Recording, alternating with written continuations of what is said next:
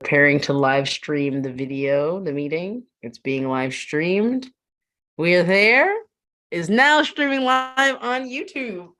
Yeah, we're doing it. I might have to mute at some periods if there's any commotion. I'm, dog sitting. Live stream the video, the meeting. It's being live streamed. It's also saying it on YouTube. Gotcha. Oh, I was like, what is happening? I'm talking while I'm talking. But yeah, I was saying I might have to pause periodically to mute because the dogs, they react a lot to the noises that are outside. So if that happens, you'll just see me go on mute. Okay, got it. Yay. Okay. Hello, everybody. I haven't been on YouTube in so long. This is my beloved friend, Charlie. Yeah. So happy here, Charlie. I guess we can start with like brief introduction. Who are you today?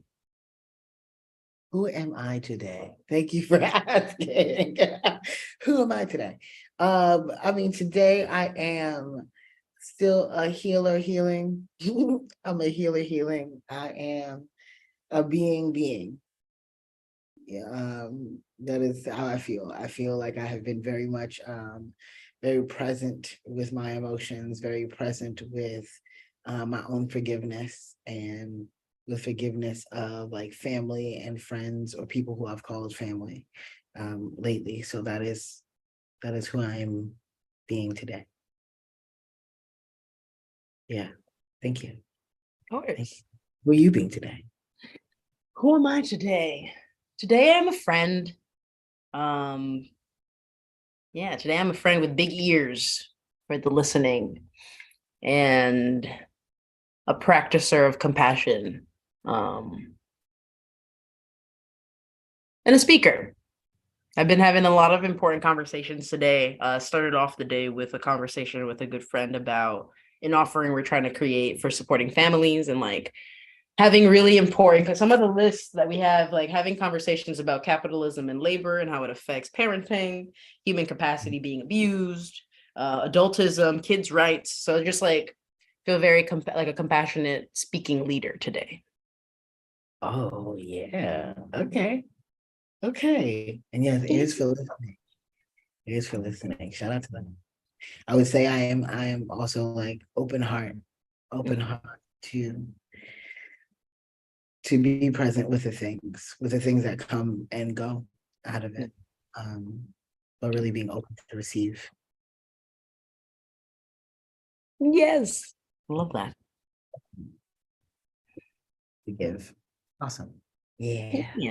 So I actually wanted to ask you, Charlie, since so we were planning to have we talk all the time offline or not live, but you had asked me, I feel like it was last week, to speak. And so I'm curious what's like the driving force for wanting to gather to speak now?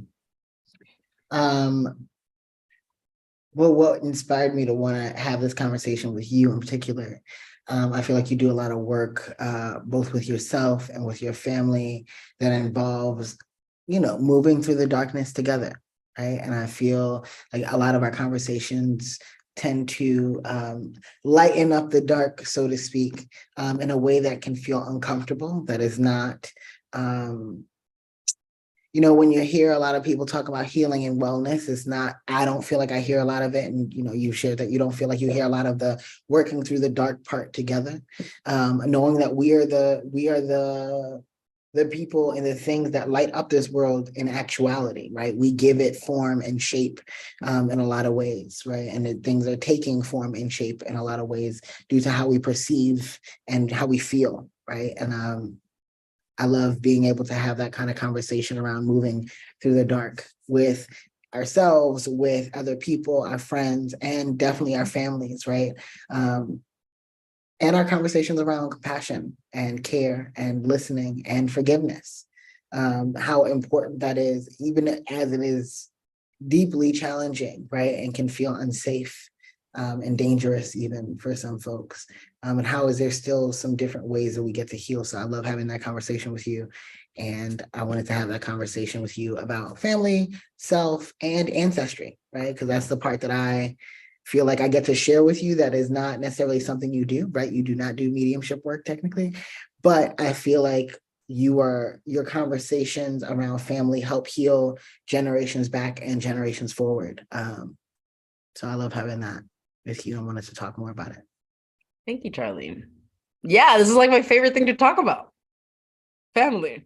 It's what launched me, I feel like, into the dark was my family. And also out of the dark was me, I guess, coming out of the darkness.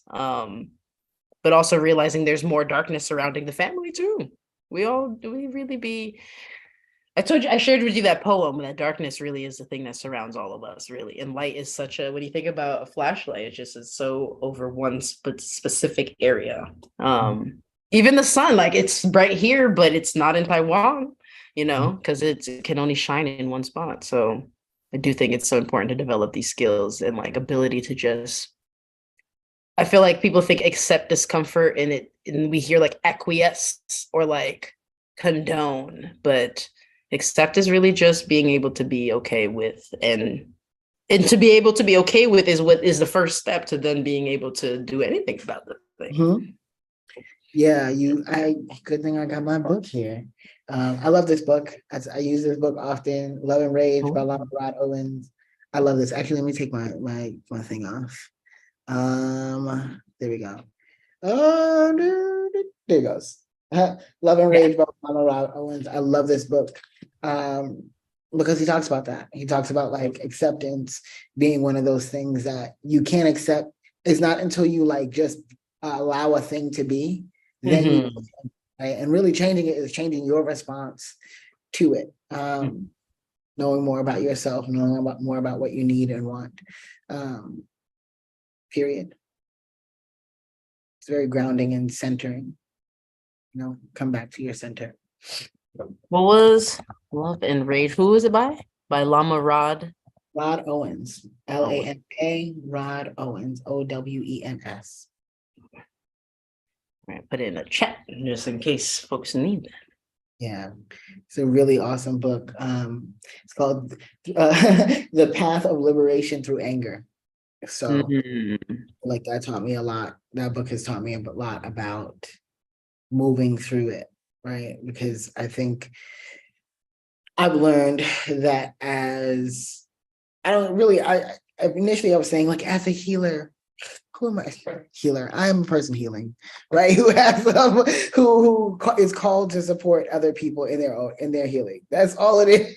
It's really all it is. But really, like, how do we do that with being full, right? And accepting, being with our anger, being with our own healing and our own like stuff, our own illness too. I feel like we talk about healing and wellness. We have illness is really what is hard to say and be with as well. Things that we have learned has not been good for us. And it is the unlearning and the learning to love, right? And love being way more expansive than we may typically have learned. Anger and rage get to be a part of the love experience, right? As a part of a freeing and full, to be in our fullness and our wholeness. You have to accept the love and the rage and the anger and the resentment, right, that we have for our family members sometimes, and like family in its present sense, and also like people really be having this stuff with the ancestors. They be mad, we be mad. We be mad about the choices that they also made. But I be mad. I be mad about it. Yeah, I feel that. And I also saw something recently that said, be clear on like the ancestors that you're in connection with, because some of them are working their karmic debts through you. Because if you are born of all these things, if you just think of it legacy, like it can only it's parts of it have to do with you. They had to exist for you to be here. So if they have unresolved things, I feel like, we're like, even this is something I thought about. This is a sidebar before I introduce the whole thing. But I was just thinking about people being born as blank slates and like that being a debate for a long time. And it's like we're born with so much stuff, it's not possible to even talk about blank slates. There's so much imprinted already in your genetic material. Right, in your DNA. It's in any trauma, any triumphs, the strengths, the weaknesses, all of it.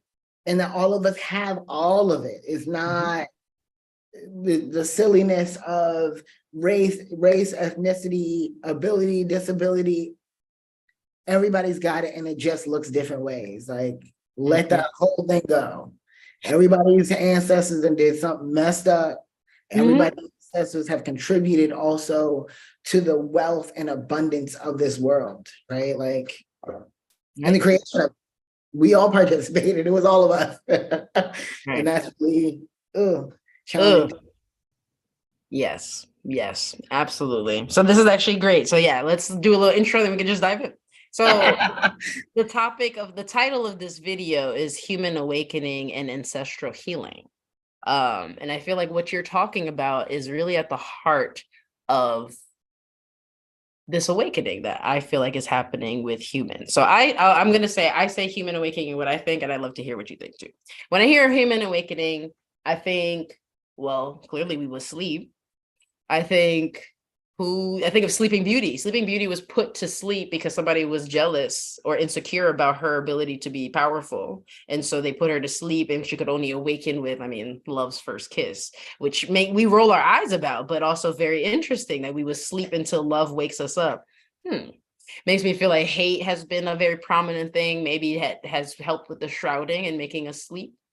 I think about hidden knowledge.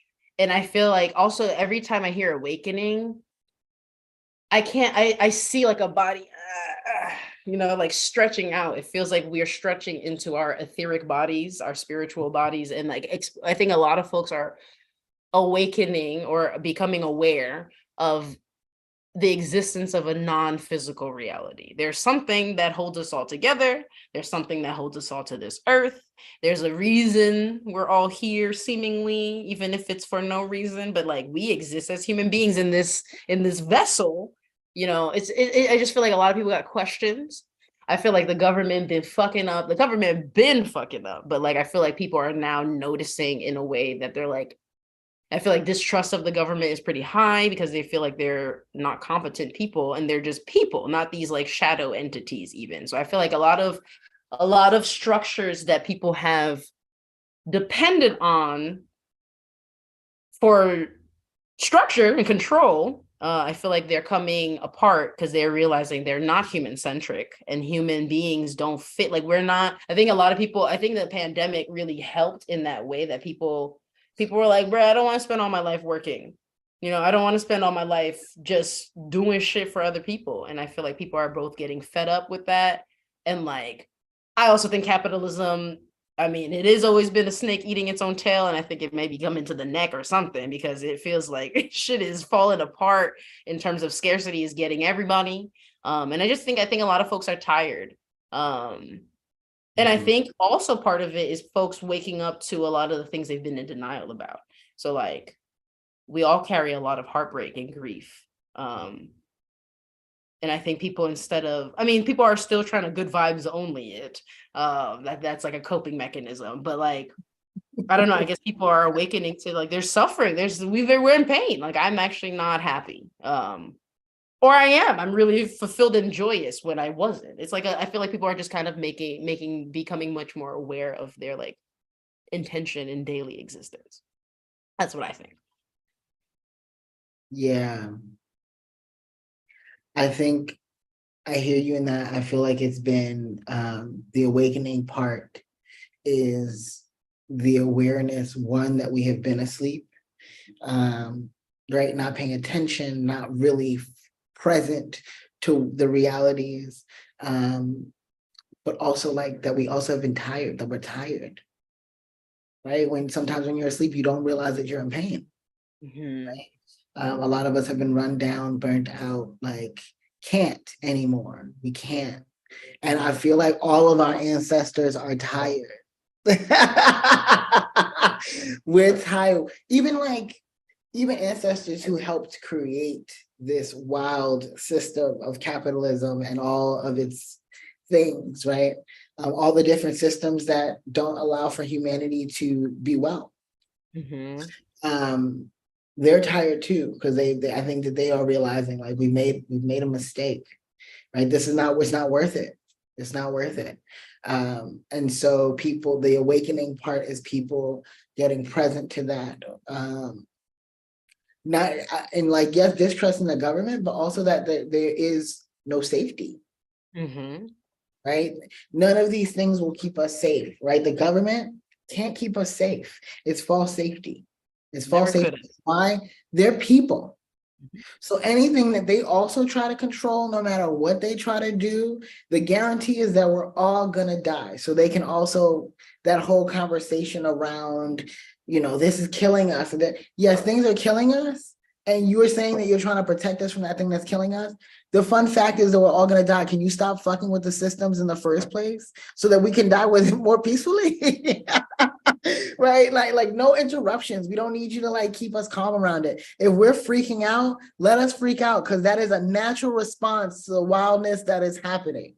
Mm-hmm. Right? And maybe if we're allowed to freak out, we can figure out and create some new solutions that don't involve the shit y'all been doing. Right? Trying to control nature, trying to control the soil and the air, and stop fucking with it. So really coming to that, I think, is the awakening part, right? I will be the first to say I think the whole save the planet thing is bullshit.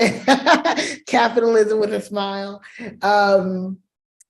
Again, because the planet knows way more than we do about existing and survival. Okay, Your like, word. it's been here for a long time, right? Yeah, we could date back, but here's the gag. We might fuck around and find out that at the end of the day, the planet's been here longer than we even thought, right? Somebody could figure that out or find that out. Let's just say. And also the planet knows that it dies. It knows that it refreshes and comes back and is a rebirth. Like, it does the thing, right? Mhm. Hence the seasons, hence it's the master of change. Okay. Trust the Mhm. master of change. But yeah, I think that the awakening is like, oh, we don't have to keep resisting these things in the world and in nature that are actually trying to support us, right? Mhm. If we are depressed and anxious, there is something in the world that is causing that. We're not just broken, flawed beings, and although we are, right? Like Yeah. flawed, I feel like that's still a human concept. We're supposed to get Mhm. sick, human beings. That's what happens to us. We age, we die, you know? Mhm. We live and we die. That is the one thing you're definitely gonna get from us, is living and dying. And making Mhm. lots of messed up like mistakes in between. So flawed, I guess, right? I say, well, we're multidimensional. At best, so we can stop even the conversation around the good humans and the bad humans, the awake humans and the not awake humans. We're Yeah. all kind of rubbing our eyes and just getting there. And I think that the pandemic, even with all of the pain and trauma of it, has called us to be present to what's hurting us, what's making us sick, and that we are sick, right? And that's the awareness, that's the awakening. So many things. Yeah. Ah, such good things, such juicy things. Yeah, I love that. I think what I really love about it too, and that's why I favor words that are like re-blank. Um, so maybe even return to humanity is better than human awakening, because I feel like you were saying about Earth being the master of change, the master regulator, like returning instead of fighting against it or even our feelings, like accepting it and returning to what we already kind of knew, but we're led astray from is what feels. Yeah, I like that. Maybe a different, even maybe a different word than awakening. Because, like you said, there's a hierarchy that then happens. Also, if anybody's been like focusing on ascension things, that whole thing is is Christianity dressed up in New Age and crystals. Just like, some people are gonna be awoke and some people not. Some people are gonna be saved, some people are not. It's the same thing. But I've actually been thinking, and this is actually a point to that. that drives me into this conversation is I remember when it hit me hard. No, we're all going. Like, it's not the mothership not coming to get a group of people, okay? Anybody who still subscribes to that is suffering from elitism. Like, if you think that you can do something that will make you more worthy to be saved than other people, there's we got to untether ourselves from these ideas. Because I think I felt that when I started looking at my family. Like, I can heal all I want, but if they don't get involved in the healing, the Francois Pan bloodline is still in the timelines in which they exist. Like, we have to heal through timelines. I think people don't necessarily understand when we make shifts in ourselves, you shift so much going on in different dimensions. And I think that goes to people not always knowing that we're multidimensional people, like you said, not only in terms of flaws and the choices you make and good and bad angles, but literally existing on very many planes. And when you make changes, and I think also because of our brains being trapped in thinking of time linearly or moving in one direction, it makes it very hard to think that something you're doing now could affect your grandma way back when, bless you.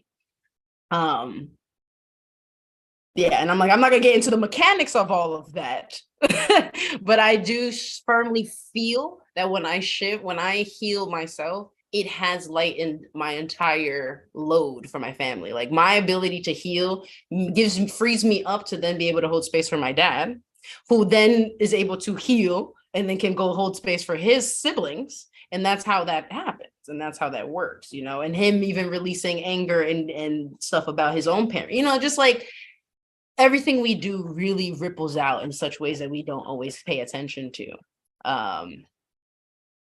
And I feel like that's a major part of the return to humanity as well, the awakening. Yeah, I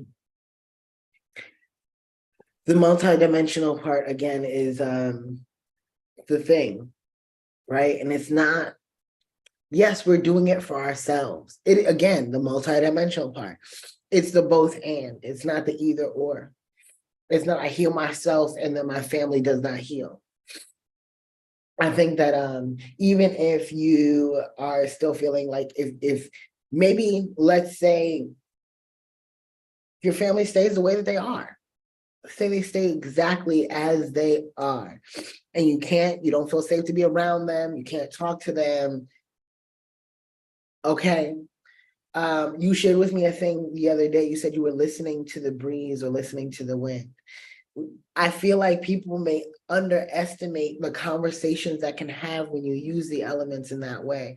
Maybe your healing comes from saying whatever it is you need to say to your mother, your father, your uncle, your aunt, whoever it was that harmed you in your family. If you cannot be around them, say what you need to say and put it in the wind. Maybe it'll land in their ears in a dream, land in their ears. Somebody else will say it to them, like, remember, you did this thing to this person. And this is, you never know what is possible, but we are multidimensional in that way, right? In the way that we can communicate our hurts, release them, and be held and taken care of by nature. And I think that people underestimate that the healing that can come from our own healing, right? For all the generations backwards and forwards, we are so powerful in that way. Oh, I think Gary has frozen. Uh-oh, we might be frozen.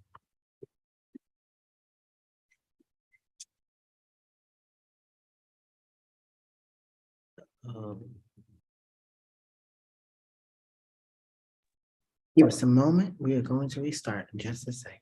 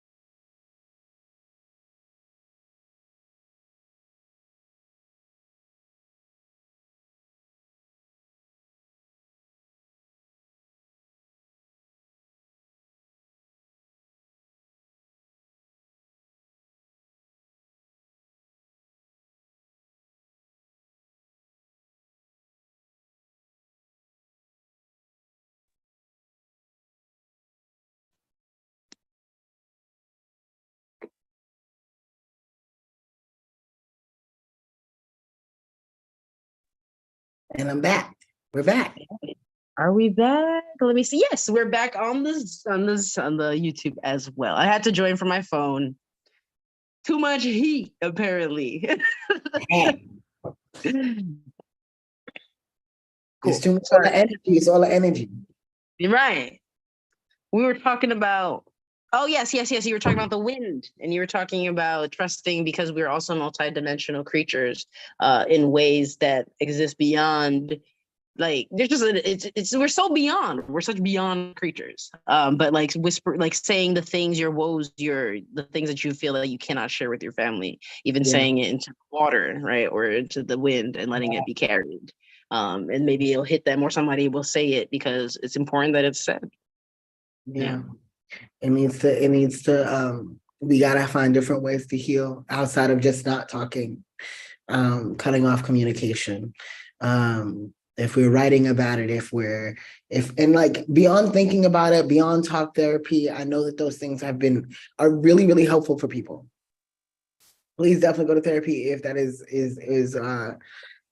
excuse me, where you feel most aligned, right? But also allowing outside work to happen, where you are having conversations with yourself about the thing, about the hurt, right? Say it out loud, get it out of your body, get it out of your mind, so that it can exist elsewhere, maybe blossom elsewhere. Let it be fertilizer for something else, something new, for those people and that person.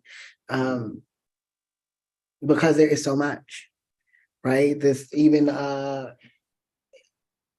even right before the pandemic, the Me Too movement being what it was, like, and how it has continued, right? People talking about child sexual assault and abuse of women and abuse of people across the world. That is generational, right? That is not new for our generation, right? It sounds like a lot, right? All of a sudden, everybody is a survivor. Yes, everybody, there's a lot. Yes, all of us, right? Because generations back, somebody got raped. And here we are. That's the truth of the matter, right? And we can stop acting like that's just, oh, everybody's triggered, everybody's trauma. Yes, so much trauma. And we have to talk about it. We have to talk about it. We have to do something about it. And we have to stop it as quickly as possible. And knowing that all the sexual assault is beyond actually sex, right? Wanting to have sex. It's not just because we are so hypersexualized that that's all we know how to do. It is how we have been doing it because that's the way we've been doing it. Right. That's the way that somehow has worked out for people in a way, right? It's been like, this is the way that I can get out the emotion and the anger and the hurt and the stuff, right? The illness. And it's just like, but here we are with more. So we are so multidimensional. We have to figure out new ways. I think with my work with mediumship has really taught me a lot of that, especially when we're in conversations. I think Black and brown people being in conversation around ancestral work has felt very like connected to spiritual practice or like religion more so, right? I feel like people think that they have to be practicing Ifa or voodoo or any other thing in order to have an altar, right? To honor their ancestors and to speak to their ancestors. And that is not necessarily the case, right? Is at all, actually. And it's really important though that we do intentional work with our ancestors and have conversations with and about them, and that we're curious about them, right? That we ask questions like, why did you make this choice? What was that about? What's happening for you? Right. And even if we can't trace back our ancestry, really doing the work of understanding what was happening in the world whenever we existed. What was happening? Right. Right. Because also they made choices that we probably couldn't fathom having to make. We just didn't have to do that. Right. So being present with that is important. Yeah. I have a question for you, but what you just said made me think of something I said today, which was I was thinking about the slaves that were brought over from Africa to the New World and like the choice of facing, do you jump or do you stay? Because there were like I remember Killmonger making that line or saying that line of like my like ancestors who jumped because they knew that bondage there was no life worth living under bondage. Death is more important than bondage. Or more, I'd rather have that.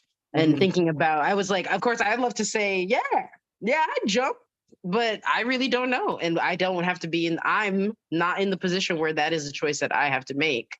And because of the choices that were made there too, between those two choices, very many results have now come out of it. Now I'm in a place where I don't have to make that decision, but I am always going to be in response to the initial decision that was ever made, So that's something that resonates for sure. I'm curious, how would you define ancestor?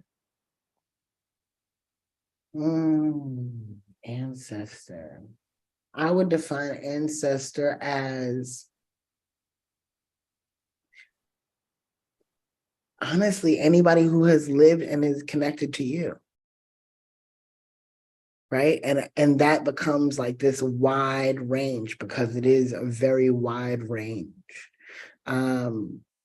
Anyone who has participated in your very existence, right?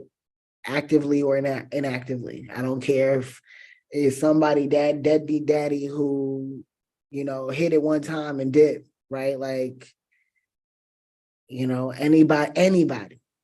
Anybody. And in that case too, it's everybody. He could have been there for 5 seconds, but yet in those 5 seconds brought everybody with him too.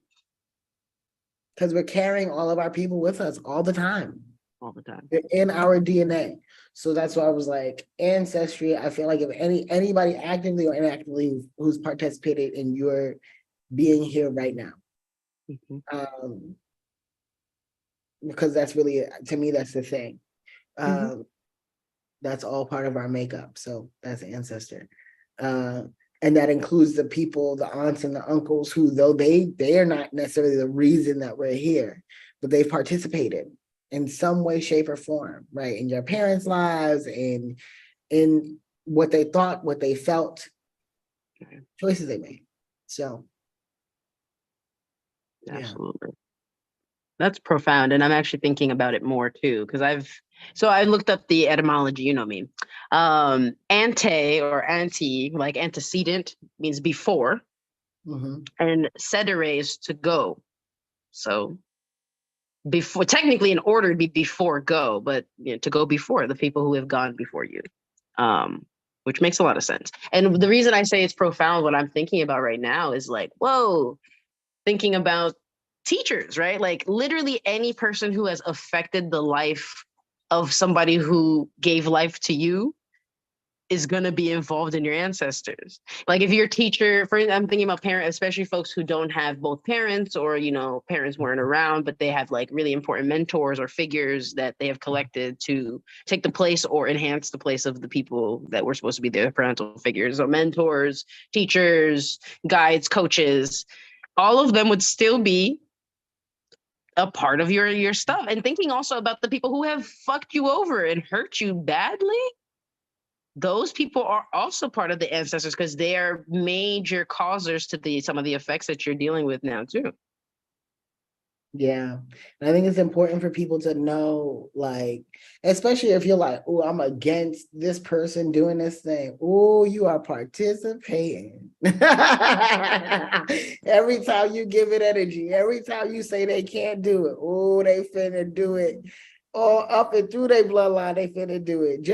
Especially because you have given all your energy to this thing, right? I am grateful to see and experience more people widening their scope, to be with the discomfort of like different folks being in their bloodline. You didn't even know it, right? Like you didn't even know that they were there, right? And anybody who's gonna do a DNA test, I feel like the DNA test can do but so much. It can tell you maybe what's in your blood as far as we know, as far as we have studied and researched and collected data, but it doesn't speak to the relationships. It doesn't speak to the connections. It doesn't speak to any of that. Right. It doesn't tell us about the people who chose not to have children, but still had some level of impact on us being here. Mm-hmm. Not just what's in your blood, but what has impacted and been put into by way of feelings and emotions. We give each Right. other the energy, so that's a thing too. Absolutely. So much. So much. And I was just thinking about the DNA test really not know. Oh, I love what you said about it not having anything to do with it. Doesn't show us the relationships. Because I was thinking about if you looked at Thomas Jefferson's bloodline, not the children that he had on the side, but just him, you would never know. Never. You would never know because that's not. Or if if you were studying the blood, you wouldn't know. That he did other things, that he cared for other people in however he cared for them and had an interaction with them. It's like that is very profound. Yeah, the ancestral stuff is huge. Yeah. I guess I'm curious too. What was your introduction into ancestor awareness and honoring? I would say my first experience specifically with ancestor things, I was young. I was very young. I might have been 9 or 10, let's say. Maybe even young. Maybe no, I might have been 11 or 12 actually. And my great grandmother died, and my mother and I were really like. First of all, I grew up with my great grandmother, so up until that point, and so lots of fond memories, fairly close to her, and so my mother and I were like laying in the bed the morning of her funeral, and we were just like, this hurts really bad. Like, should we not go? And this like on my mother's dresser, there was maybe like a rag or something that was on there. And it was like far up on the dresser and it just like flew off. And we both were like, I guess we have to go. Because what the fuck was that? And it was very jarring for me. And I had seen spirits before, but as a child, I didn't really understand what it was that I was seeing. But from that moment on, I was like, oh, right, people are here still, and so being able to feel that when it scared me, obviously, I was like, this is not a movie, and my mother is here experiencing this with me. And then also it gave me a sense of like, wow, my great grandmother is still here, and being able to have conversations with her was helpful in being able to move through the grief of her passing. And then from there, it started with just conversations. And then as I got older, just asking more questions about family, right? Because my grandmother had a lot of pictures of her grandparents and other family members around the house, but I'm like, who are these people? And what do they have to do with me? Really understanding that was helpful. It wasn't enough to just know like, oh, we have a big family. Well, what does that mean? Because a lot of people means there's a lot of choices being made. A lot of things going on, so I think that was my introduction initially, just to like, oh, ancestors is somebody has passed away and they're still here.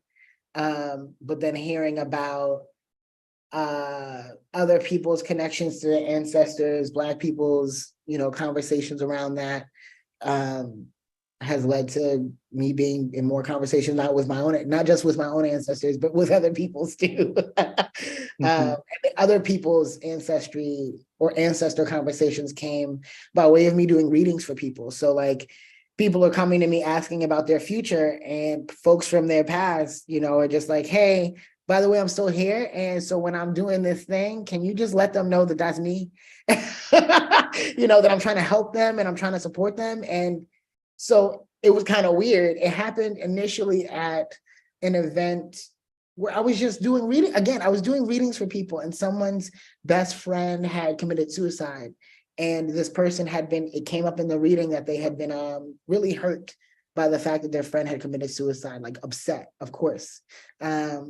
And so the friend had a message and was just talking and sharing why. Why did they commit suicide, right? And it was a mental health issue. And that it wasn't something they did intentionally, even though it looked intentional, right? They were not in their right mind. And from that moment forward, really, is when I started doing ancestry work, because it was just, I just saw how healing it was for this person to know the answer to this question of why did my friend do this? You know, I mean, feeling the intensity of that is like, it's really hard to heal and move through grief when you're angry at someone. And you don't know why. You don't know why they made the choice that they made. And sometimes knowing why can free you up and free them up as well so that they can move on too. So yeah, that's been my journey. Yeah. Whoa. Called into it, really. Yeah, I was like, oh my God, who is this? And it's funny because it's like a whisper in my ear. They're just like, yo, tell them this, tell them that. And I'm just like, oh my God, how did you end up here? Who is this? What is going on? But also seeing it as a gift, right? I get to be again a medium, right? A channel to behind the veil, so to speak. Again, remembering that we are multidimensional, right? Yeah, we die, but we live forever, right? The essential us, live forever. Right. Not right? the vessel. Just a vessel. Just the vessel. Vessel.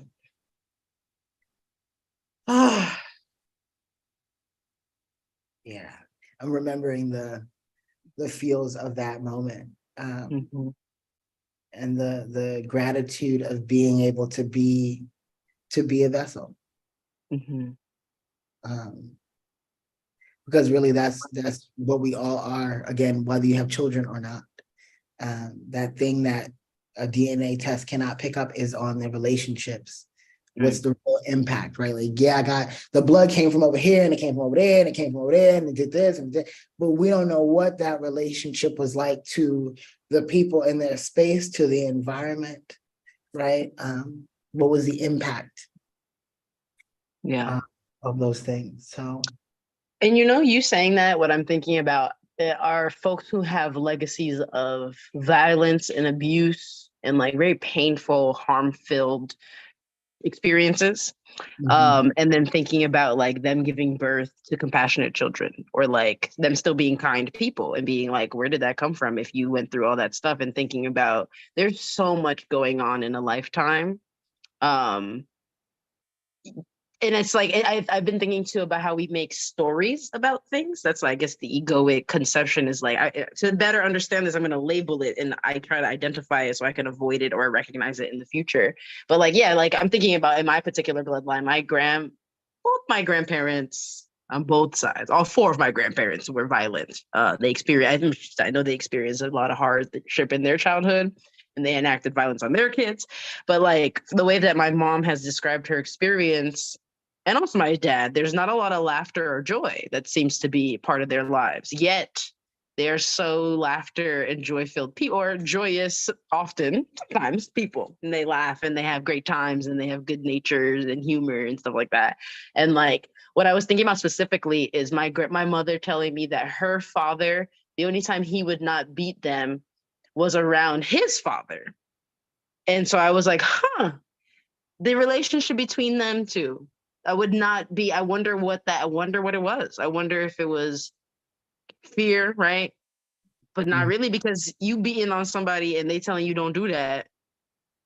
It's just like, whoa, what was that hold that he had over him? And he was broken when his father passed, and my mom said that was the first time she hugged her father. It was when he was mourning the loss of his father. And so that's why I'm like, it's so powerful thinking about where is compassion born? Where do these little things live, especially when we have these longer legacies? And it's like through these relationships that my mom didn't focus on her grandpa. And I'm sure she has different feelings about him too. Like, why weren't you there more if you were the only one to prevent it? But, just so it is so nuanced. So nuanced and so beautiful when you can take it as a multi-dimensional tapestry versus like, I don't know, prescription of why certain things are certain ways. Yeah. It is. There is, possibility is born out of many things because it is possibility. It is endless and infinite. And we are endless and infinite. Anything we believe that we can't do or is not possible either has happened or is happening or going to happen in our bloodline, period. The awakening part is being able to actually see it, Mhm. you know, and like see it, but like know it. Mhm. Mhm. To know here, even in our hurt, that there is healing, even in our hurt there is compassion, even in our hurt there is joy, even in our hurt there is care, there is Mhm. understanding, there is clarity, um, there's love, right? And really finding the love. um yeah, finding the love. And that is our work. That is why all this is important. Why that's why, yes, JK about the healings and or about the crystals, but like use the crystals. We're talking about utilizing the earth, right? The things that come from the Mhm. ground, right? That's why we're talking about plants, because you need more oxygen, you need more like Yes. good full life, right? There are things that nature can offer us that we generally can't actually offer for ourselves, right? Mhm. We are not just like these individual beings that don't need things or each other. We need our environment, we need Yes. each other, we need connection, we need conversation, we need to be touched, we need to be held, we need to be understood, right? Seen. We need to be seen, right? It's not just about visibility. I realize that is my challenge. I was talking about this on Instagram a little bit. I do not like days of visibility, right? Mhm. Not because they're not important. They're extremely important. Mhm. And I think it allows for another avenue of capitalism and people with the fake activism. Okay. Only talking about trans people or victims of assault or something on a One day of day. visibility, right? Look, they exist. Look at them, Mhm. in all of these different ways. Look, they're valid people. No, No. I don't need you to see, I don't need you to just see me. You see my face and you make your judgment. I need you to see me here and Mhm. here and here, really, Mhm. right? See my heart, see my mind, right? But see that I'm a whole full being, Right. right? I'm worthy of being known, right? Not just like you know who I am, or you know my name, or you know that I exist, but you know me, right? You know me as a worthy being, right? And all of us are worthy beings. You shouldn't have to see me to then be like, oh, that person looks like they could be worthy. Yeah, yeah. I guess I should consider them worthy because we see them. It's a day of visibility. They're being highlighted. Thank you for highlighting me, but actually, sometimes I don't want you to see me. Okay, I want you to know that I'm worthy of care, though. I want you to know that I'm worthy of love. I'm worthy of being taken care of and being cared Mhm. for, right? Of being able to make a living without being worried about somebody trying to kill me for any reason, any of the identities that I hold. I'd rather you not do that. Mhm. Leave us alone, right? So, I mean, it's not being against days of visibility. It is really also, though, to be seen and to be heard and to be known is beyond sight, right? Mm. To me, it's like when everybody hurts, I have that hurt too. I have it too. I have the fear too. I'm afraid in lots of different ways. I am angry in lots of different ways. And also, I get to experience joy without having to be under a microscope or somebody having to acknowledge me. I don't actually want or need their acknowledgement a lot of the time. Right. But I want you to know that I'm still worthy, even when you don't see me, when you don't hear me, when you're not sure if I exist or not. So we can stop even like, what does it mean about me if I don't think trans people are valid? Don't even have that conversation with yourself because it's not up to you. So that's also the thing of like being seen and being heard. Uh, and Mm. even that conversation around acceptance when we were mentioning that earlier. Again, acceptance is not whether you like it or not. It's not about whether you agree or not. It is very much about allowing a thing or a being to be. I'm just being. So if you say that I'm loud, maybe I am loud, but leave me alone. That's what your acceptance looks like. you know, Yeah. all that. What you were saying made me think it sounded like ancestors speaking when you were like, you don't gotta see me to know that I deserve care. Yeah. You know? Yeah. And I think that's part of the awakening or return to humanity or return to the multidimensionalness of humanity, is that we focus so much on what we see. Seeing is believing, and all that shit. Which might make sense because be lying. Believing is believing, not just be lying.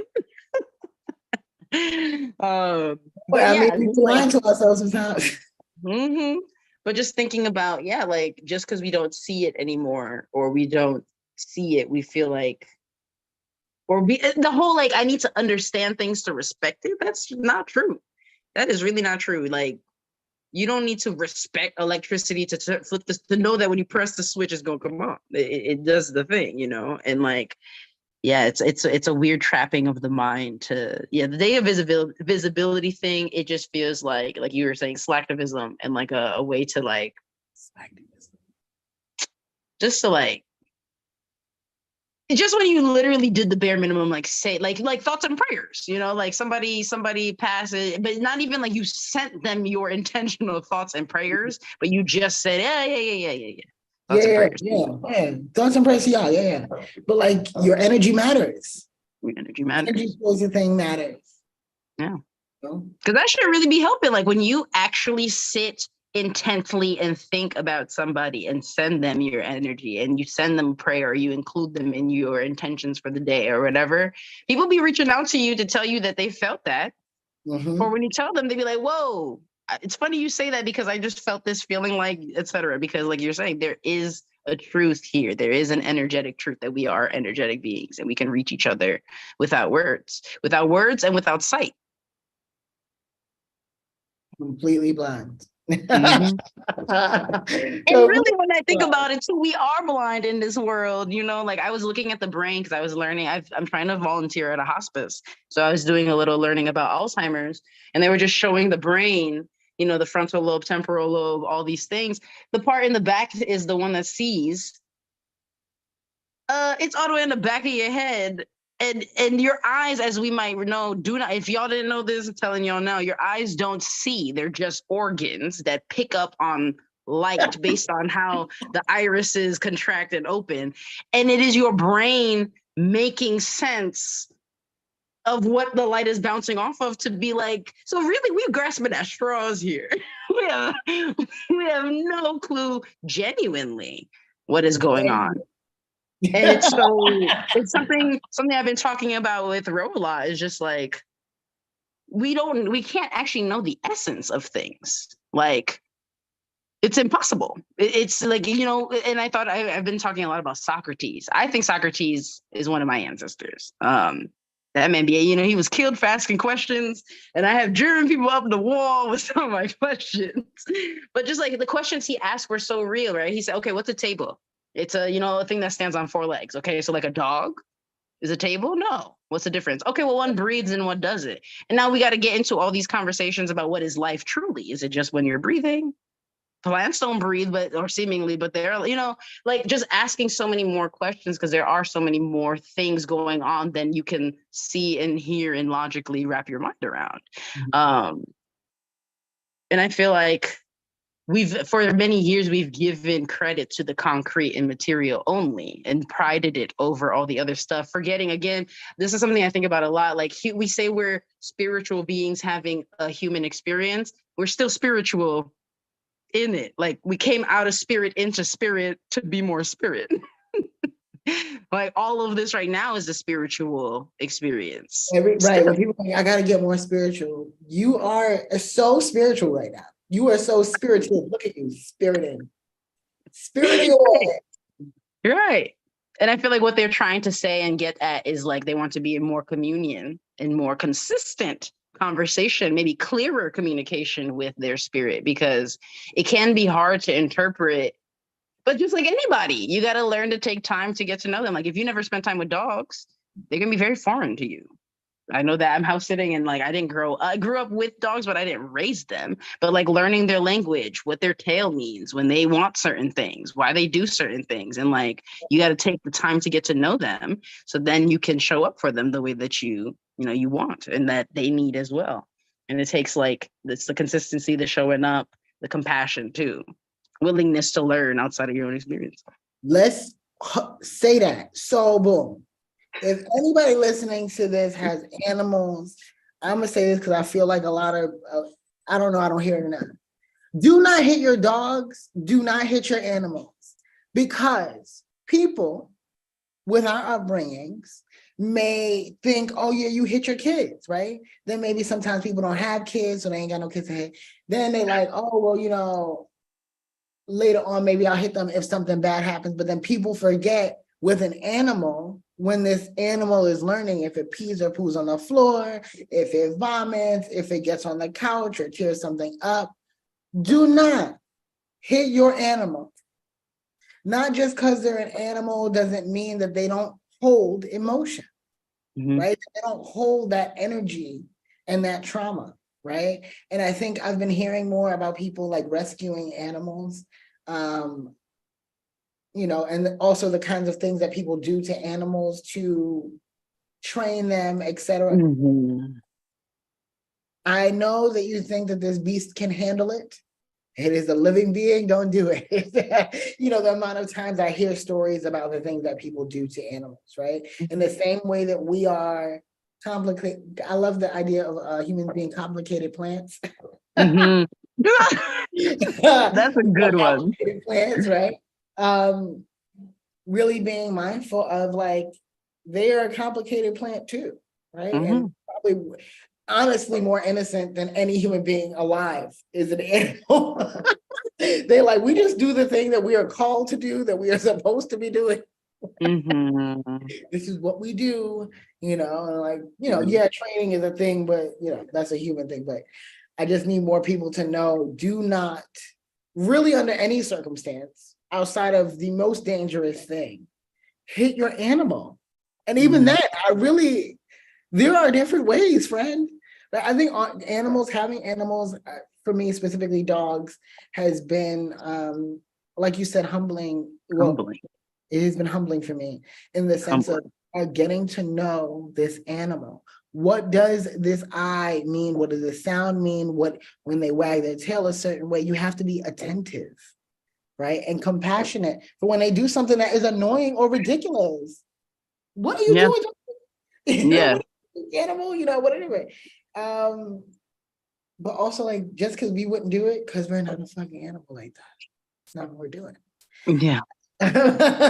So just being mindful of that is really important. But I just noticed people do that. They're like, I'm not gonna hit my kids, but I'll hit my dog.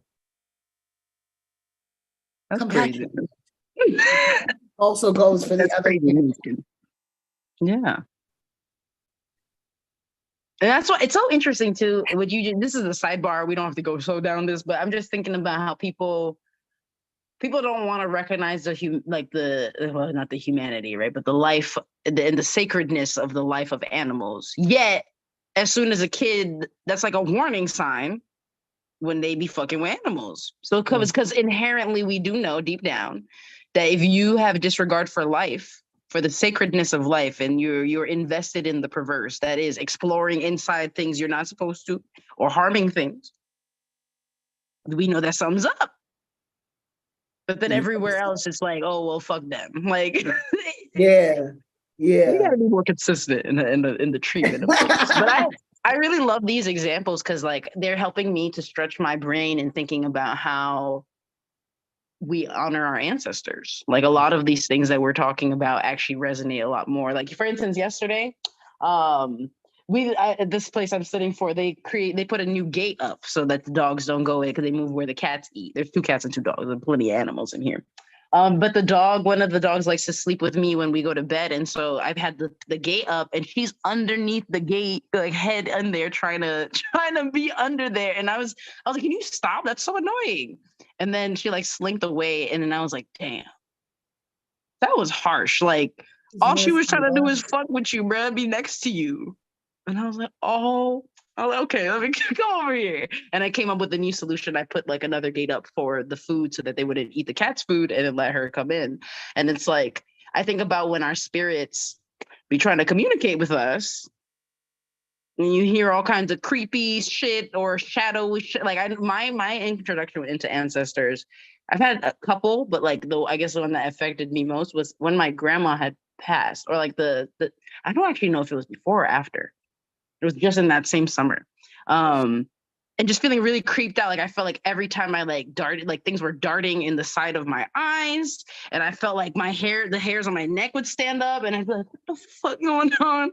And I had to like talk to my cousin who was like, people are trying to talk to you. They try to be like, we just here. We just fuck with you.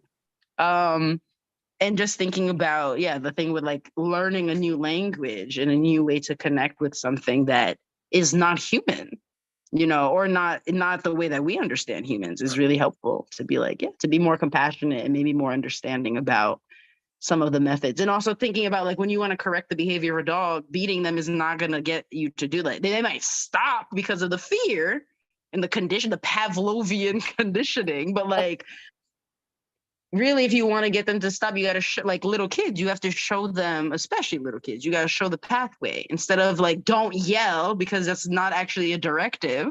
Please use a lower tone voice. Like, let's whisper even, or we can yell outside. But when we come in here, we use our inside voice instead of using violence or to condition.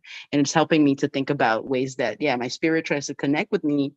Like, for instance, blocking things and feeling like, why nothing goes my way? Did you ever think maybe there was another way? Maybe there's something else going on here. Just go. We're trying to get you to go that way. That way, not this way. That way. Right. Like bumping into the wall. Yeah. And I think our ancestry work can get easier when we do lean into some of the hurts that we have with our parents. Mm-hmm. Like you were talking about earlier. My father is also the kind of person that like his violence goes way down when it comes to his dad. In front of his father, he literally had looked like a little boy to me. And I was like, wow, look at you turn into a child. Mm-hmm. Whoa. Realizing our parents are children. Mm-hmm. That's somebody else's kid. Yo, everybody is somebody's kid. Sorry, Smokey. The dog got up like, wow. Yeah. Everybody is somebody's kid. I've been thinking about that so much. Like, everybody is somebody's child. Yeah. So we need to protect the children. That's another conversation. But I mean, it's inherently part of this conversation too, but because it's part of the conversation of ancestors. The children but yes. Conversation of ancestors. No. It's hard to be with. And I get why it can be hard to hold for people. There's so much muchness. I gotta take care of my existence and these other people. And yes, you must trust me. It is also because of the lack of honoring of ancestry, right? Acknowledgement of our ancestry. Because really, all the things of people being like, oh, we want so and so to apologize for such and such. I need all the white people. Yes, I'm specifically talking to the white people who might be watching and listening. Go holler at y'all ancestors, please. Talk to them. Tell them that what they have done is wrong, right?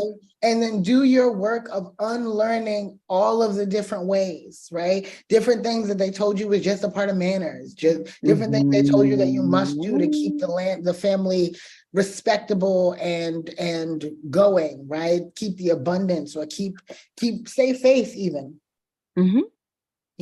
When folks are talking about honor, folks can be Christian or whatever. There are different ways that different spiritual practices and cultures have said this, but honoring thy mother and thy father, you're not going to do that by keeping up with doing the things that they told you to do. They also didn't always know best. They didn't. They were poking around in the dark, just like you. So please, for all the things that they have done, go handle that trauma. Go deal with that trauma, because that's what all the Black and brown people need you to acknowledge, is that y'all been out here wilding out. You've been out here wilding out. right? And you had no idea. Right. And now we're telling you, so you got to believe us because we have been interacting with y'all. We see it, we know it. Trust us to love on you and go do that work, right? And stop being violent towards us and yourselves, right? I think that that's been the thing that's been a hard pill to swallow, is that white people have been violent to themselves and continue to be violent towards themselves, and therefore also be violent towards other people. That's how we got, when we're not going back and telling, like, being honest that some of our ancestors were assholes and were stupid as hell. They just didn't do the thing right. And and that you can't get rid of people, we can't get rid of each other, right? Some of our ancestors tried to erase whole peoples because they, for whatever their reasons were. We got to handle that, and that's across cultures, right? I can't even say that it's white people. It was everybody, right?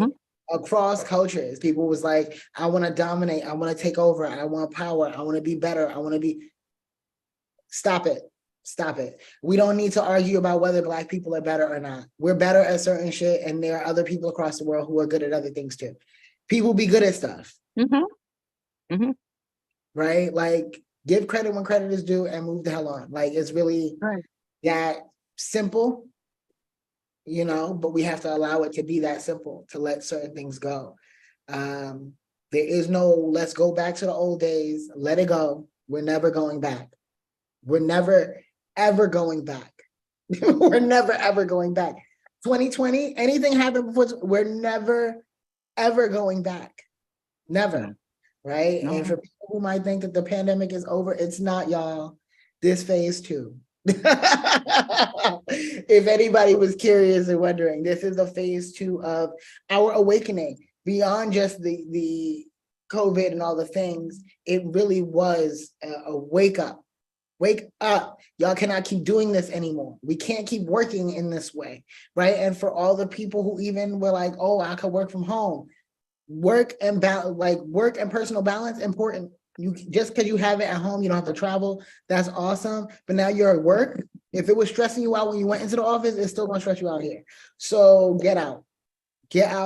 And I know that it's easier said than done, right? To really shift in that way. But I highly encourage people to leave their jobs when they are not being treated properly or well.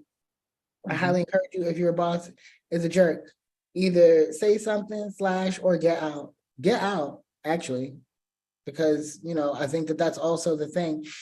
Some of our ancestors didn't want things to stop, right? Because they benefited from it in some way, shape, or form, and thought that exchange was worth it, and it really wasn't. Right? Working all those hours at a time, but not being home with your family, that really messed them up in the long run. Y'all know that already. That whole story of like, oh, I had a single mom and, she had all these different jobs. We got to stop that being the thing. Stop it. Right? Because there should be villages raising children and taking care of children. There should be people who can actually give them attention. Right, and care, and our parents should also have the ability to be there and be present, because that's going to have to do with our ancestry and our lineage moving forward as well. Stop that being the goal, that they felt like they had to do it by themselves. We cannot do it by ourselves anymore, right? So we get to connect with other people, to have conversations about our ancestry and move through the bullshit and stop trying to recreate the wheel. Stop it. Actually, I keep coming back to this point that you made. I think it's going to be my main takeaway of for myself, just thinking about the earth being a master at change, master regulator. Like, nothing is done alone. Nothing. Right? A seed by itself, it's just a seed.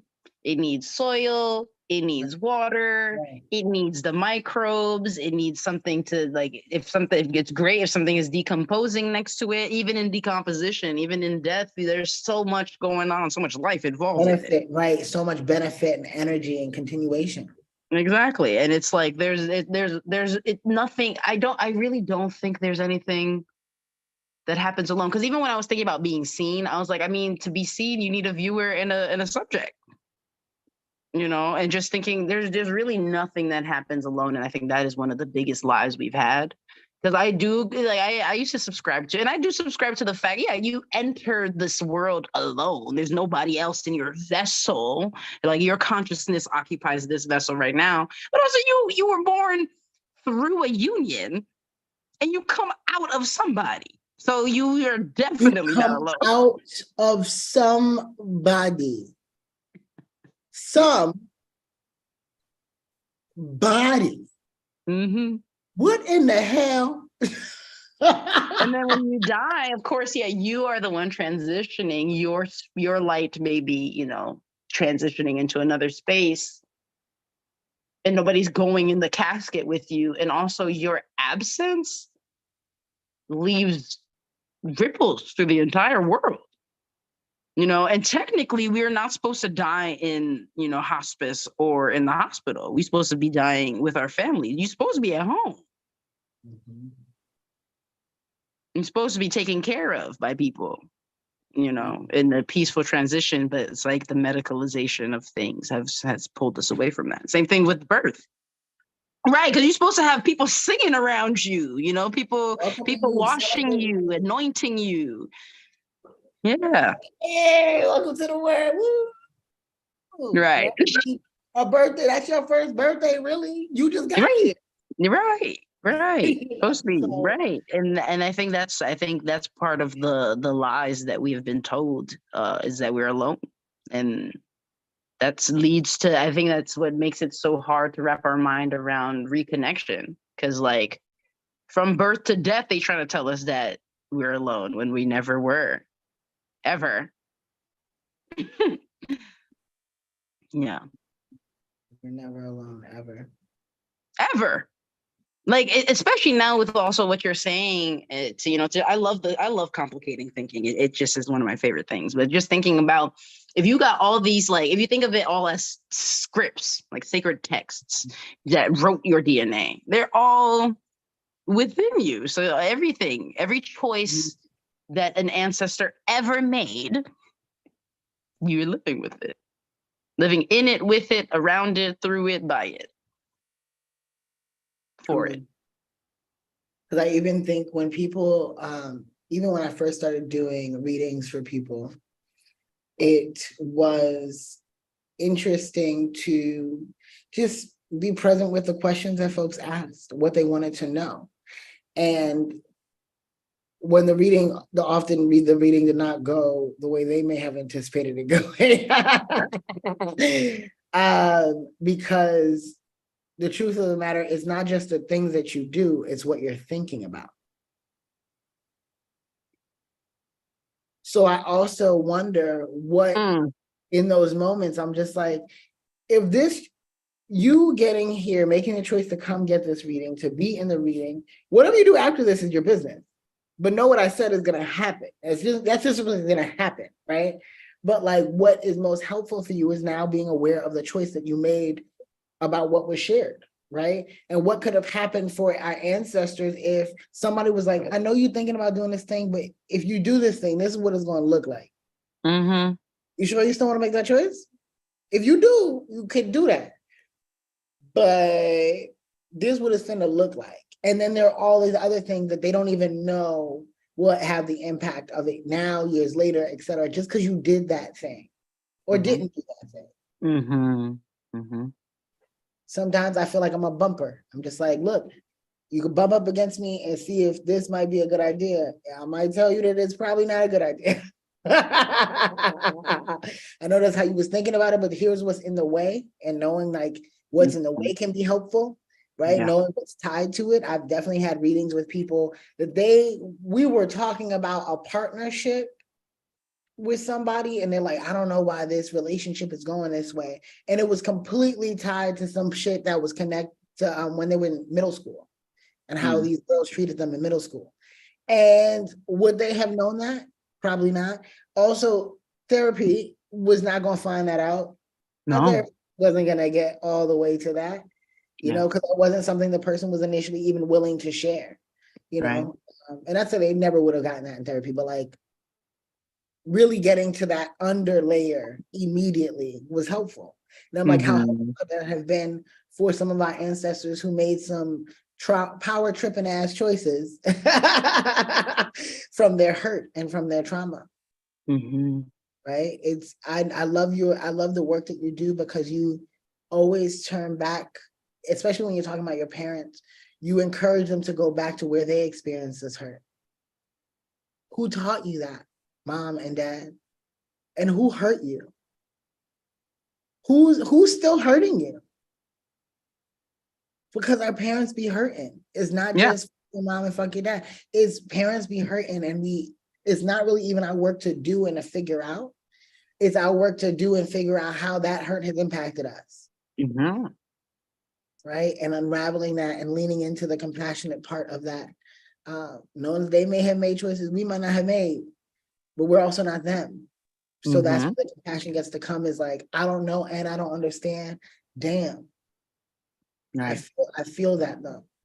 Right. You know, so maybe then we have some more care and compassion for ourselves in our journeys, and in our, poking around in the dark. Mm-hmm. Mm. I was actually gonna ask you too. I'm thinking about it myself. Like something. This is actually a question that has been plaguing my days. Is how do we teach compassion? How would you go about that? Interesting. I think being with the feels is the best way Mm-hmm. to learn compassion. It Yeah. is, I think it's actually the only way. Being with it, being just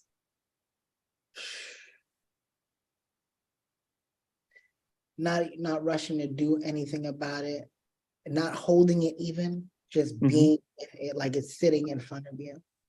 Um, I think that is always going to be the best. And then making choices out of like, I know that this may be what I want to do, but is it going to hurt me more than it will help me? How will this end? And then so being with it and then asking the follow-up questions of these things. How will this impact me? How will this impact other people that I love and care about? Mm-hmm. Right. And that conversation has to be beyond any real material gain. Well, how will this contribute to our well-being? Right. Again, not in the material sense, not like, oh, now we could buy a house and now this person's feelings won't be hurt. But like, am I honoring the agreements of our relationship and being honest and being Mm-hmm. full and whole, and being my truest self? And I feel like when we choose to be our truest and fullest selves in relationship with people, then compassion can come more easily. We can make better decisions from it. And even if it doesn't come more easily, we get to reap the benefits of it and see it as compassion and know it as compassion versus it feeling like disguised as something else. Disguised as just doing the thing that, causes the least amount of harm. It doesn't hurt anybody's feelings. Right? We want to harm each other less. We want to hurt each other less. And also, there's a lot of things we are all hurting. Mm-hmm. We'll hurt each other. It is guaranteed we're going to hurt each other. So can we Mm-hmm. say sorry when we hurt each other? Can we figure out a new way to be with each other when we hurt each other? And when there's harm that is caused, and even harm that feels irreparable, Mm-hmm. right? That we don't even feel worthy of forgiveness. Like nobody will ever forgive us for this. And we have to forgive ourselves. And that's where we learn the compassion part. We get to forgive other people too, right? And that doesn't mean that they get to just be there with you. And sometimes even when you forgive yourself, it don't mean go do that thing again. Mm-hmm. Well, I forgive myself. Okay, maybe I'll do it again, but maybe, after that I'll forgive myself again. Like really getting to the bottom of it. Getting to the bottom of it for real. Yeah. Is gonna be the best bet. Yeah. For compassion, in my experience, what I've been learning and reading about. Mm-hmm. Mm-hmm. Yeah, I would agree because I've been trying to think about it in terms of like, especially the specific question I was asking and I've been thinking about is like, how do we build compassion, especially when there's no capacity or our capacity is not being replenished? Because what you're speaking on is exactly what I was like. You got to be able to sit with it, but that comes from having capacity, um, which is from practice too. It's you try it out, but also rest. I've been thinking a little bit about that. But yeah, I think what just before I get into that part, because I think that's the part that trips me up, about compassion, just thinking about being with it being such an important part. Because I think for me, in my experience, has been just like when you actually sit with suffering and you don't try to change it, and you don't try to justify it, and you don't try to explain it, and just like pain, there's an experience that is unpleasant. And you really and I know for me, I sit with all the levels of why this is offensive or hurtful. Um, just feel, I don't know. I guess it's just a feeling that arises when you are present with the thing. Um, yeah, like a not even like a sad feeling, just like a ooh. And then I feel like for me, then realizing as I thought about it, I was like, do other people feel like this too? Oh, that's that's interesting. Yeah, the sitting with it is such a big part of it. Because Mm. if you don't sit with it, you can't really assess what to do next. You can't really assess anything because you're not actually dealing in you're dealing in delusion and illusion because you're not being with the thing that's present. I put this thing in the chat because it came to my mind and my heart. You were talking about capacity Mm-hmm. and like unique capacity to be with it. And I think we have way more capacity than we realize. I think our bodies and beings are running out of the capacity for the shit we've been doing. Bullshit. Yeah. The scrolling, the social media, the fake connection, the work. People don't want to admit that they're getting burned out from social justice stuff because that ain't the real work, friends. The work is still in here, right? The I just liberation. was talking about Martin Luther King was like the laws, you can change them, right? They can change how they can mandate how we treat each other, but it does not, which it doesn't really, it cannot change how you regard. What does a human life weigh to you? What does it mean to you? Right. We have to have value for human life and for life. For life. In life. It's okay. Mm-hmm. Death is gonna come. Is guaranteed. I don't care how many movies we watch. Is guaranteed in so many ways in all of the realms in which we exist. Every day we die, every day we're living, we're doing it over and over again, right? And there is, again, intention that we get to have in the way that we lead our lives. And knowing that at the end of the day, we also continue living. We choose to live every day. We choose to live every day. So obviously there is some value we find in life.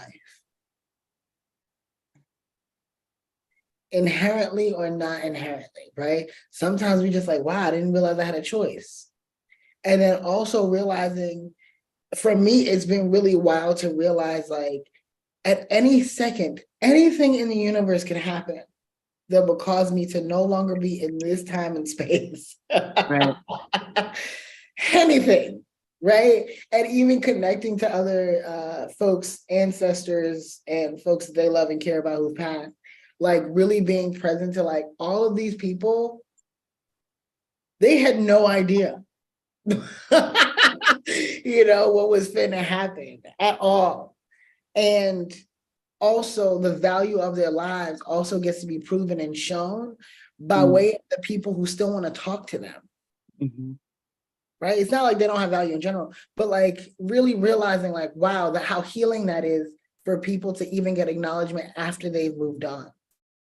Your life had value, right? So really being present to that shifts it would shift every profession. It would shift everybody who holds a role in this world to really know that life has value, period.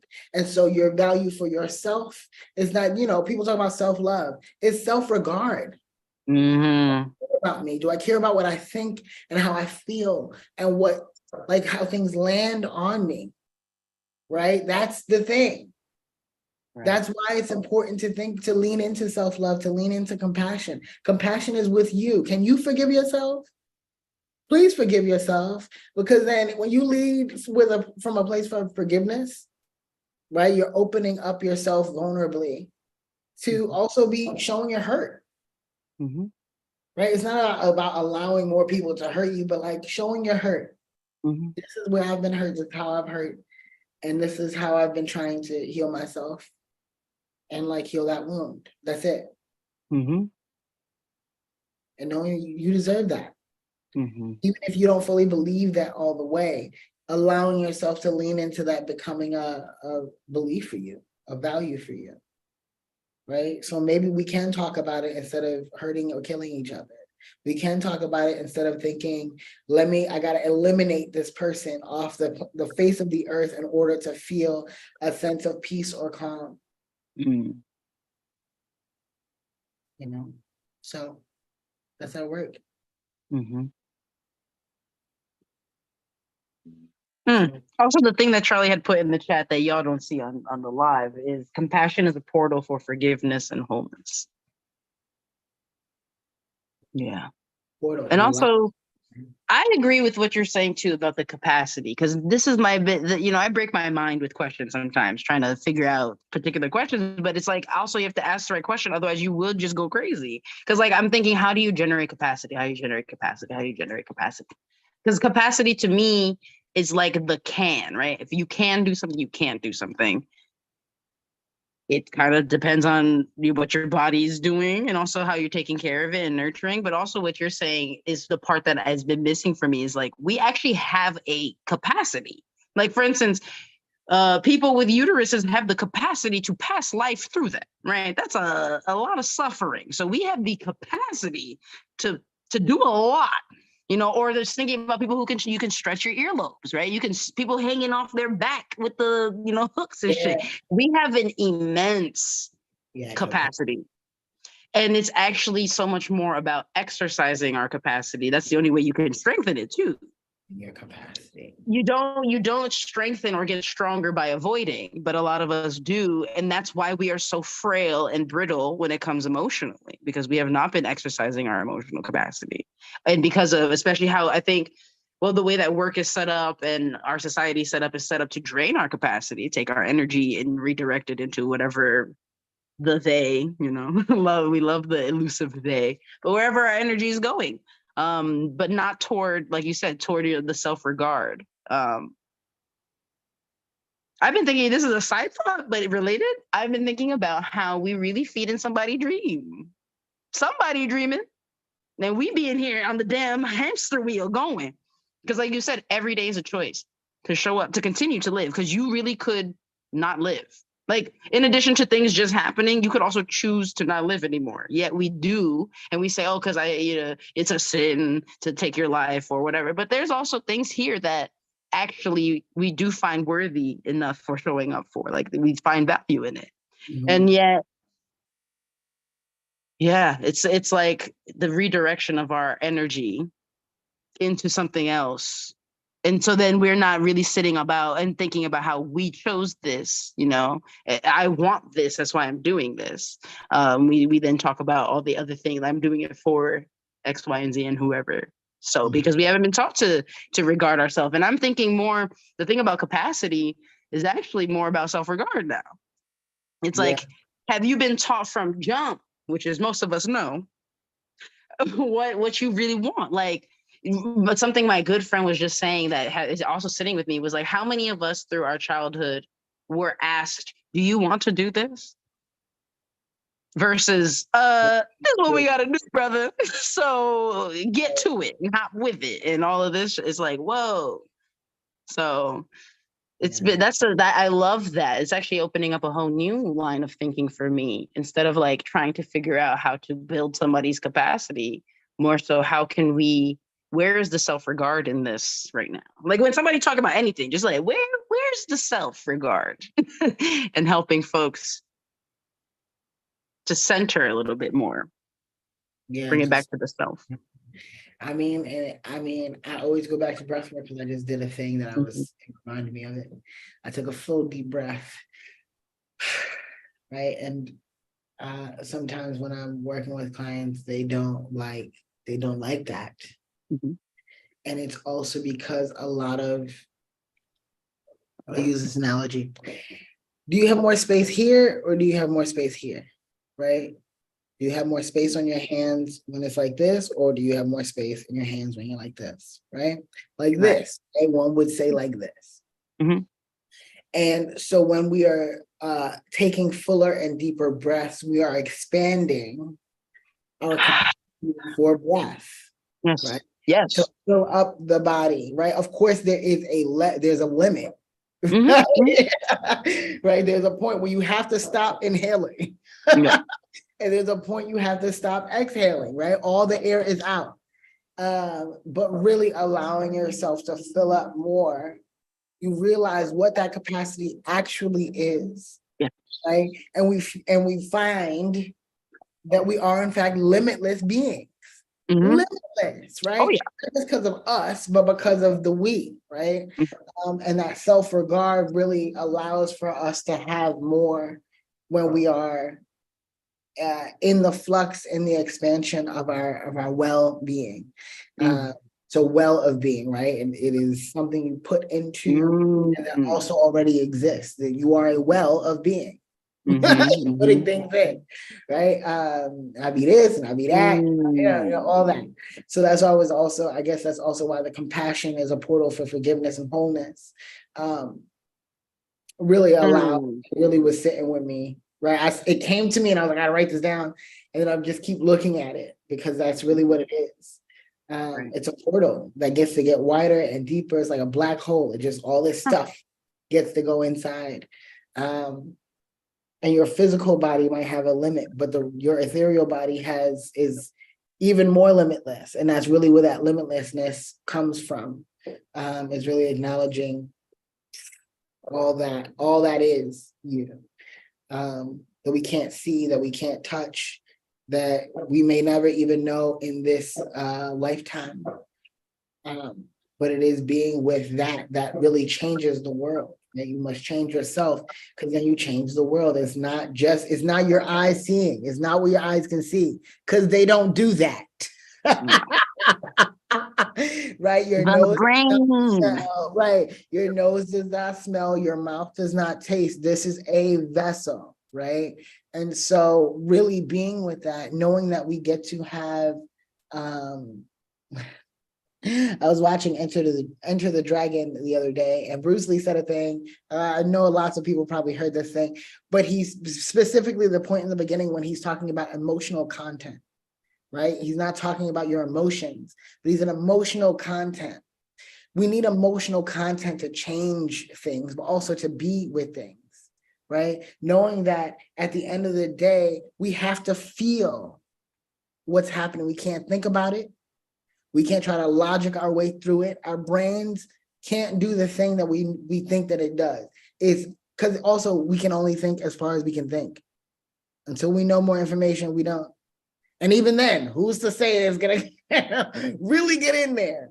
But the emotional content is where it gets into the fibers of your being that you cannot see and you cannot touch, right? That really is where the expansion of the capacity comes from, right? The capacity is just in our bodies, but the limitlessness is beyond that. And when we really like breathe into that space, beyond using our physical bodies, but breathing out into the world allows for that expansion, allows for more to get in, including the compassion, including the forgiveness, as opposed to holding it, right? Our jobs, money, any financial stuff, that's this. But really leaning into the abundance, leaning into the compassion, the love, the joy, blah, blah, blah, blah, blah, blah. That's this, right? It's opening the hand in order to fully receive. Right. So I've been thinking about that quote too. To receive first, you must open your hand. yes, shout out to Because you Ruby. can't receive. How you gonna drink water like this? Right. You know? Enough water, but when you open it up, right? Yeah. Also, what you're saying too, I love the idea of a well of being, and that we are wells of being and information. And I think that's the thing about capacity is that because you were saying you can put things in, but I feel like so often things are being pulled up out of the well, and not nothing. That's the self-regard, is putting things back, the compassion. Yeah. And I think compassion is even maybe noticing that the well is running low. Oh, okay, let me go. Damn, this is less than was in here earlier. Let's go do something about that. Replenish. And there's so many ways to replenish that don't, Right. that literally we talked about this. I think I got like 10 more minutes, by the way.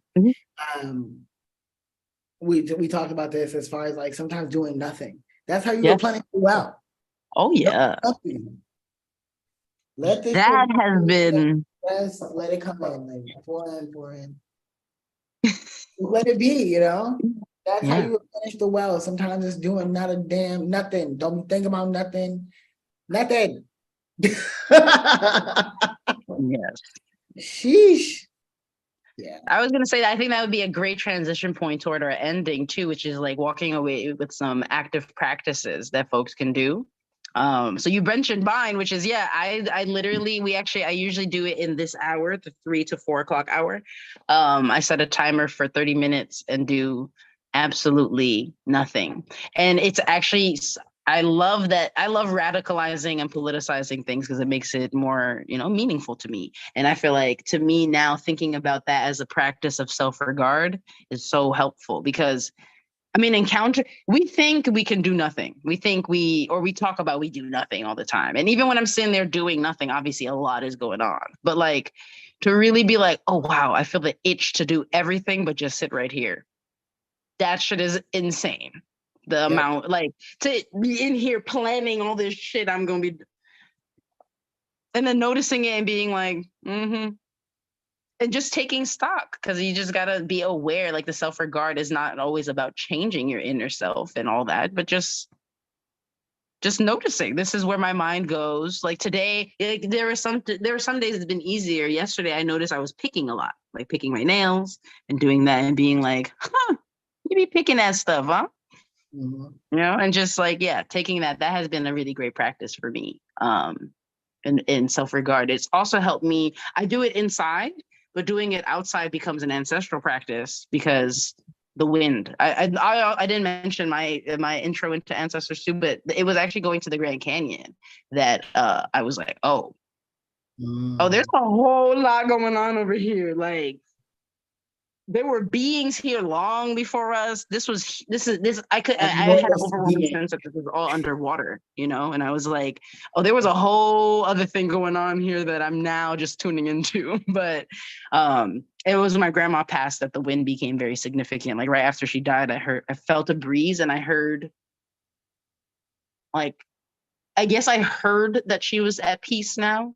And felt it because I was like, my grandma was only stuck in one spot and now she can go everywhere. So like, I feel like so two things if I were to give, would be the self-regard practice of doing nothing for however much time you set it for. And then identifying with an element that really like moves for you. Cause I know water is my shit. I think also as a Scorpio, I'm sure that's what contributes to it. But the wind and water are like my two favorite elements. I fuck with fire too. You love a good fire. I love a good fire. I don't know if that's the only two that you. Right. I was gonna say, actually, I think I fuck with all of them. I do fuck with all of them, but I think it's cool to identify, not even one that you feel closest to, but like wherever you feel called to that day. Because sometimes I feel fire, sometimes I feel, I think working with the literal elements of the earth is very helpful for me to, if I feel like I don't know where to begin with earth ancestors or like my my human ancestors and stuff like that, I tend to go straight to nature because they're the first ancestors. Yep. Yep. I would say, yeah, as a takeaway, I think all of that is fantastical because it's included in my takeaway. And people creating altars. Please create an altar for your people.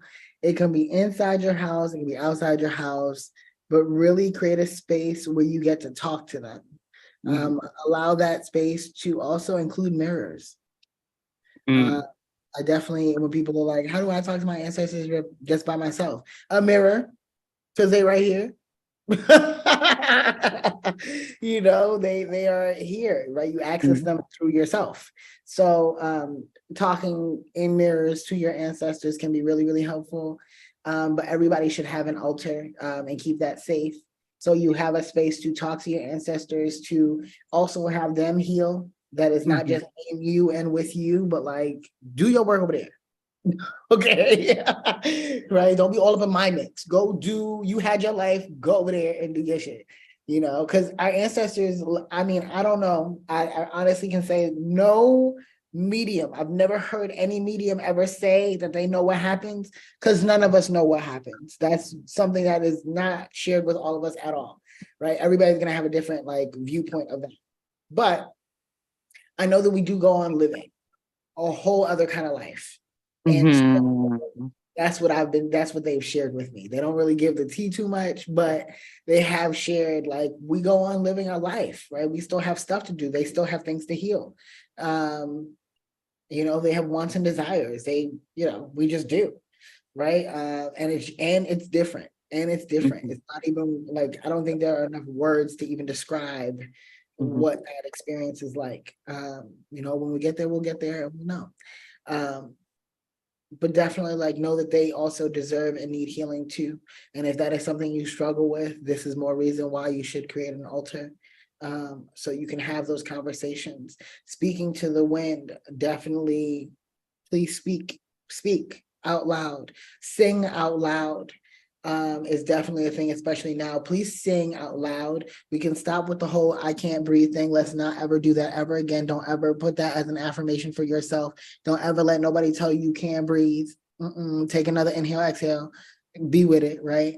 Um, really allow yourself to be with the fire. If ever you want to like know if the homies are around, speak to your fire. Like light a candle and be like, yo, if my ancestors are around, light flicker. Like, have that kind of conversation. And please do it safely. Keep water around. Speak into water. Make sure that there is water on your altar. One as a cleansing agent, right? Water does that thing, but Mhm. also as a space, like a medium space, right? You Mhm. get to speak into, and they get to speak into, and you get to restart this conversation with new, fresh water, so y'all can have a new, fresh kind of conversation. But that is a thing. I never ever recommend ever using dirt on an altar. I know some people might want that or feel called to do that. I do not suggest that because you do not know what energies are in that dirt or soil. But no matter where you are, whether it's in your backyard or you live in an apartment building, you go outside and don't do that. Don't do that. Don't do that from people's grave sites. Don't do that. Leave them where they are at. Some people think that that's cool. Don't do that. But I definitely suggest that everybody have an altar that has a mirror on it, that has some plant or fresh fruit on it. If you know that this ancestor really liked a certain kind of alcoholic beverage, go ahead and put that on there, or any kind of beverage, right? Sometimes it's coffee. So you can leave like coffee beans or a cigar if they smoked on the altar. A photo is always really cool, but you don't always have to have a photo. Writing their names on this, or having some jewelry or something of theirs on this altar can be helpful. But definitely creating an altar so that you can have some kind of conversations, even if it's asking questions. Why did this happen, or what occurred? What actually happened? Saying that out loud and having a space where you do that will allow for those answers to come more easily, Mhm. right?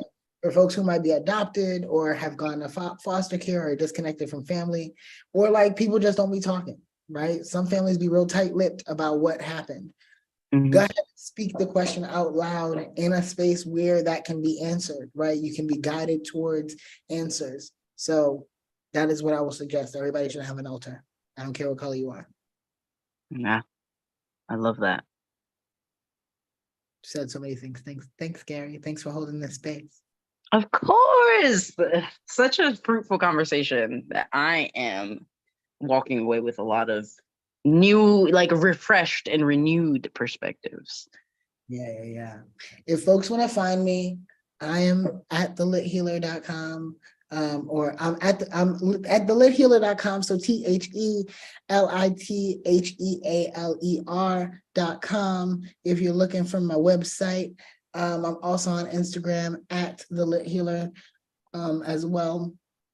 We're going to be doing more conversations like this. We're definitely going to be having more conversations around ancestors and mediumship and connecting with them and talking to them and doing lots and lots and lots of different healing, right? There's so many tools that we have access to now that they did not have access to, and that they had access to that we do not have access to. So really it's about calling it all up and making use of everything that we have in order to, have more capacity. More awareness. Access to full capacity. Right, access to full capacity, right? Because this is just our capacity for right now. As far as we know and can be present with. But there is so much more that is available to us. This whole galaxy universe is so abundant, and we get to have it. Thank you, Gary. Of course. Thank you, Charlene. And I will say that's something I've been listening to the Kabbalion and also just finished the Emerald Tablets. Very interesting text. Fascinating. Very wordy though. But something that I've been thinking about what they said is we as right now are the most advanced things possible for all the things that have existed. And yet there's stuff that we don't know now that they knew back then. And there's stuff that we do know now that they won't know then. And there's stuff we don't know now that they will know then too. And it continues to expand this idea of it's not one-sided. It's too multidimensional to ever try to be one thing. You can't be. You're already not. Human being. 2 words. Yeah. Oh, such a tasty combo. And thanks for whoever is listening. Thank y'all for being here with us. I hope that this has been helpful and beneficial to you in your healing journey and really getting some answers and some understanding. I'm looking forward to doing more mediumship sessions, honestly, and having this kind of conversation. It feels really, really important because so many of us want to go back for a sense of safety, a sense of knowing and grounding, and we have to actually just be grounded here and in our now. So I say grateful.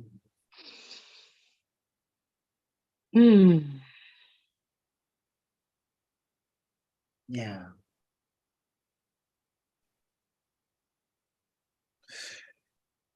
Through the dark together. Through the dark together. Love you, Charlie. Love you, Gary. See you later. Bye. Thanks, y'all, for tuning in. I'm looking